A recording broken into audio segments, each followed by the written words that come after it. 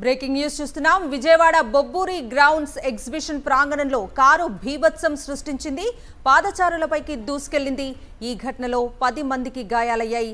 సాక్షి TV ప్రతినిధి నాగేంద్ర చేతికి తీవ్ర గాయమైంది. భీభత్సం సృష్టించిన ఆ కారు ఆర్ఆర్పేటకు చెందిన యూట్యూబర్ కారుగా తెలుస్తోంది.